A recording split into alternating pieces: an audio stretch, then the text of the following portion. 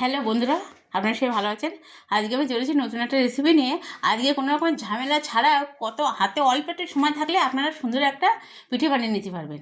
তা আজকে শুধু একটু দুধের ক্ষীর বানিয়ে নিতে হবে আর দুধের একটু ইয়ে বানিয়ে নিতে হবে। 2 রকম দুধ দিয়ে বানিয়ে নিলে আর কোনো ঝামেলা নেই। না লাগবে চালের গুঁড়ো, না লাগবে ময়দা, না লাগবে আটা, না লাগবে সুজি, এগুলো সব কিছু ছাড়াই আজকে বানাবো। দেখবেন কত সুন্দর একটা রেসিপি। তা আমি এখানে দুধ দিয়ে ক্ষীর বানিয়ে নেব। তার জন্য আমি এখানে কিছুটা দুধ নিয়ে ফুটিয়ে নিচ্ছি। এখানে গুঁড়ো দুধ নিতে হবে, গুঁড়ো দুধ নিলেও হয়, কিন্তু আমি নিয়েছি প্যাকেট দুধ, তাই সেটা একটু ঘন করে গুলিয়ে নিয়েছি। আর একটু আবার দুধ দিয়ে দেবো, দিয়ে ঘন করে নিয়েছি। এবার চিনি দিয়ে দিচ্ছি পরিমাণ মতো, দিয়ে ক্ষীরটা বানিয়ে নিচ্ছি। দেখুন কত সহজে এটা বানিয়ে নেওয়া যাবে। এই রেসিপিটা যে একবার দেখবেন সে সহজে বানিয়ে নিতে পারবেন। নাড়তে নাড়তে নাড়তে নাড়তে দাঁড়া হয়ে চলে আসছে। এটা সমানে নেড়ে যেতে হবে, একটু হাত বন্ধ দিলে হবে না। এই দেখুন এটা একদম হয়ে গেছে প্রায়, নামিয়ে নিতে হবে।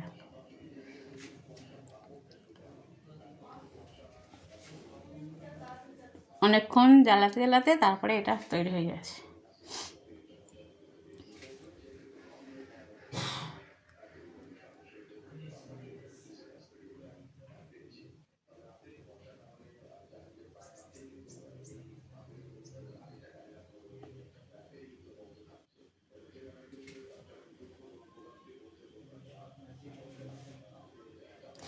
এই যে দুধের ক্ষীর বানানো হয়ে গেছে, এবার আমি বানিয়ে নেবো দুধের মালাই।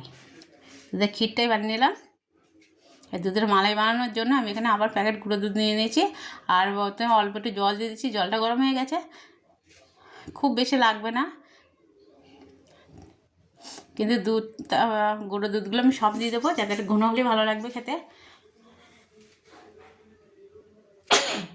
মালাইটা ঘন হলে ভালো লাগে, তার জন্য আমি বানিয়ে নিচ্ছি।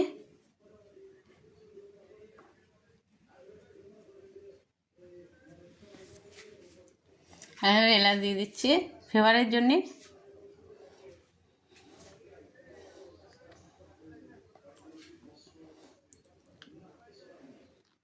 এবার এতেও চিনি দিতে হবে পরিমাণ মতন। মালাইতেও চিনি দিয়ে দিচ্ছি। মালাইটা আমার প্রায় হয়ে গেছে, কত সুন্দর ঘন হয়ে ফুটে চলে এসছে, দেখেছেন? এটাও মালাইটা তৈরি করা হয়ে গেছে। এবার নামিয়ে নেব, ঢেলে নিলাম বাটিতে। এবারে আমি নিয়ে নিয়েছি এখানে কিছুটা পাউরুটি, ঘরে ছিল পাউরুটিগুলো। তো আজকে এই পাউরুটি দিয়ে আমি এত সুন্দর একটা পিঠে বানাবো, পুলি পিঠে। তো আমি পাউরুটির সাইডগুলো কেটে নিচ্ছি। যদি পাউরুটি বড়ো পান তাহলে বেশি ভালো হয় বন্ধুরা। আমি খুব বেশি বড়ো ছিল না ঘরে, এটাই ছিল ঘরে, তো সেটা দিয়ে আমি বানাচ্ছি। আর আপনারা যদি মনে করেন না দোকান থেকে কিনে নেবার, আমি তাতে আরও বেশি ভালো হয়, বড়ো কিনে আনা যায়। আমাদের ঘরে আনা ছিল, কিছুটা খেয়েছে, কিছুটা ছিল, সেটা দিয়ে আমি বানিয়ে নিচ্ছি। চারি সাইড এইভাবে কেটে ফেলে দিতে হবে। ফেলে দিতে মানে কি, ওটাকেই আপনারা আবার পরে খেতে পারবেন বা অন্য কিছু বানানোর কাজে লাগবে।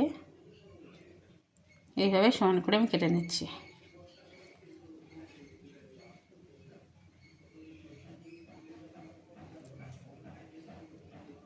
দেখুন এখানে আমি সব কটা পাউরুটি কেটে নিয়েছি, এখানে 10টা হচ্ছে। এবার আমি এদেরকে একটু বেলে নেব, বেলে নিলে একটু চওড়া হবে, জাস্ট একটু বেলে নিলেই হবে। এই যে এইভাবে সব কটাকে একটু এইভাবে বেলে নিতে হবে।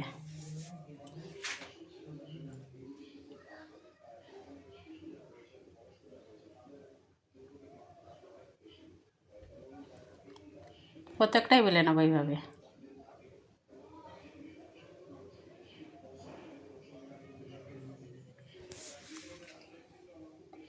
একটু চওড়া আর একটু সুন্দর হবে। জল দিয়ে যেন বেলবেন না, তাহলে কিন্তু বেলতে পারবেন না।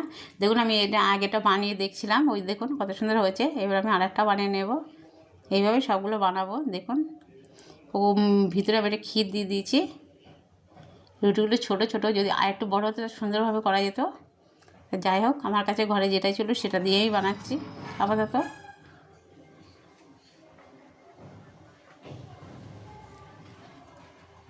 এই যে এইভাবে চেপে চেপে দিয়ে নিয়ে এইবারে কাটা বাটি থাকলে, কাটা গ্লাস থাকলে তাই দিয়ে এইভাবে সুন্দর করে কেটে নিতে হবে। এই যে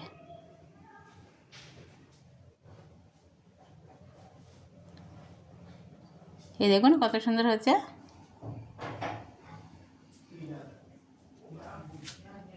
দারুণ হচ্ছে এটাও।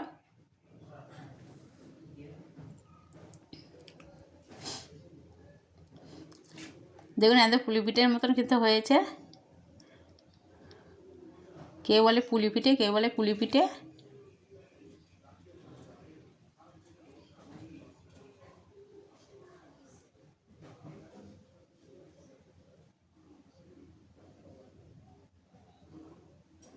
এটা যদি মনে ছোটো তো একটু অল্প দিলেও হবে, আমি একটু বেশি করে দেওয়ার চেষ্টা করছিলাম, তার জন্য এরকম হচ্ছে।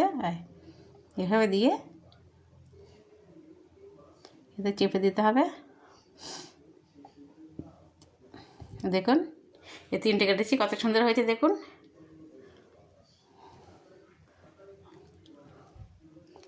আর একটাও দেখিয়ে দিচ্ছি, দিয়ে বাকিগুলো একইভাবে বানিয়ে নেব। আমার তো প্লাস্টিক গ্লাস দিয়ে কাটছি, ভালো একটা খুব একটা কাটা যাচ্ছে না। আপনাদের কাটার জিনিস থাকলে বেশি ভালো হয়। তো দেখুন পিঠেটা কতটা সুন্দর হচ্ছে আর কত সহজে বানানো যাচ্ছে। এত সুন্দর একটা সহজ জিনিস, যাকে একবার বানিয়ে খাওয়াবেন সে তো বারবার খেতে চাইবে, আর আপনার বারবার বানাতে ইচ্ছা করবে। কেন এতে তো বানাতে কোনো কষ্ট নেই, কোনো ঝামেলা নেই, কোনো কিছু নেই, অনেক সহজে বানানো হয়ে যাবে।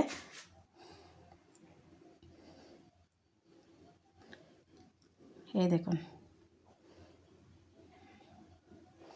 আমার তো প্লাস্টিকের গ্লাসটাই ওই জন্য সমস্যা দিচ্ছে। দেখুন আবার আরেকটা বানানো হয়ে গেছে, কত সুন্দর। এই দেখুন, তো আমি 4টে বানিয়ে নিয়েছি কত সুন্দরভাবে। আর বাকিগুলো আমি এইভাবে বানিয়ে নেবো। মোট 10টা রুটি ছিল আমার ঘরে, তাই দেখুন আমার বানিয়ে নেওয়া হয়ে গেছে। এইগুলোকে এর ওপরে আমি এবারে যে ক্ষীরটা বানিয়ে রেখেছিলাম তা দিয়ে দিচ্ছি। লাবড়িটা, ক্ষীরটা তো ভেতরে দিয়ে দিচ্ছি, লাবড়িটার থেকে এটা দিয়ে দিচ্ছি ঘুরিয়ে ঘুরিয়ে ওপরের থেকে। এই দেখুন কতটা ভালো লাগছে দেখতে আর কত সহজে হয়ে গেছে বানানো। তো যদি আপনাদের ভালো লাগে তো অবশ্যই লাইক কমেন্ট শেয়ার অবশ্যই করবেন, আর সাবস্ক্রাইব করে দেবেন। আর কোনো মধ্যে আমার চ্যানেল নতুন এসে থাকেন অবশ্যই করে সাবস্ক্রাইব এখনও করেনি তা করে দেবেন অবশ্যই করে। আর এখনও তো একটা কেটে এখনও দেখাবো, আর একটু বেশি করে শেয়ার করে দেবেন বন্ধুরা। অনেক সহজে একটা রেসিপি আপনাদেরকে দেখালাম। তো দেখুন আমি এখানে একটা বাটিতে তুলে নিয়েছি, একটা প্লেটে নিয়ে সেটা আপনাদেরকে কেটে দেখাচ্ছি। দেখুন কতটা নরম, পাউরুটিটাতেও দিলে কতটা নরম দেখুন। আপনারা যদি আর একটু যদি লাবড়িটা বেশি করে দিয়ে দেন তাহলে কিন্তু আর একটু নরম বেশি হয়ে যাবে। আমি একটু কম দিয়েছি, তার জন্য যখন পরিবেশন করবেন তখন আর একটু বেশি করে দিয়ে দেবেন, তাহলে কিন্তু অনেক সুন্দর লাগবে। আমি এখন একটু কম কম দিচ্ছি। তো সবাই ভালো থাকবেন, সুস্থ থাকবেন। আবার নতুন একটা রেসিপি নিয়ে আপনাদের মাঝে আমি হাজির হচ্ছি, আমি সাথী।